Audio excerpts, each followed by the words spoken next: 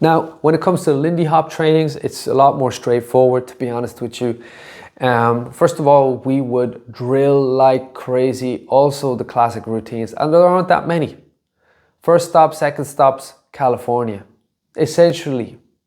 Now there might be more, and there's different versions of the California routine, but we believe that repetition again is key, and you want to repeat that at very intense tempos, 210, 220, 230, 240, and maybe even 260 just for a bit of fun. The idea is that every time you repeat it and you repeat it and you repeat it, you're going to certainly perfect that movement. It's drilling your foundation. There's no other word around it. You have to drill that foundation, and you will see, you'll reach a point where after a few trainings, it starts to get really fun. It's a lot of fun. And when you're doing that cohesively as a group, it's really a lot of fun.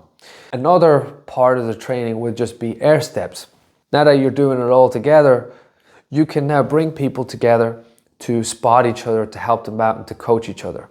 Now, early on, we all had our own specialty in air steps. And this was kind of a big deal.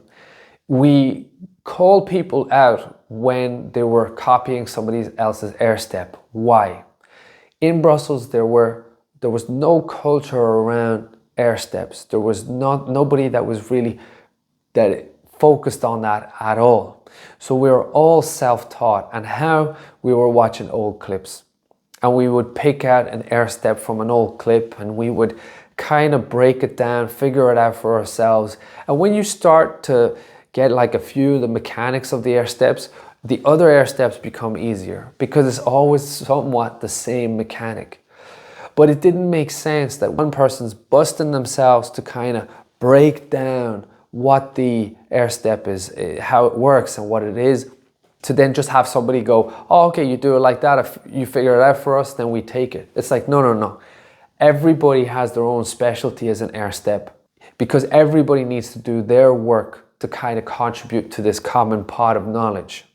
And then two is that when we're going to do shows, it's way better to have different air steps, right? It's way better that when one comes in, they do a spotlight, they do a different type of air step, and then another spotlight, they do a different type of air step. So when we're complete noobs at the beginning and we don't have that much of a repertoire, it's good that everybody's doing something different. Now today, years after that, everybody's kind of got many different air steps, and some of those air steps are just basically built from what others have figured out before. And so we now have a generation of dancers that are doing air steps and learning those air steps way faster than we had, simply because we'd figured it out before them.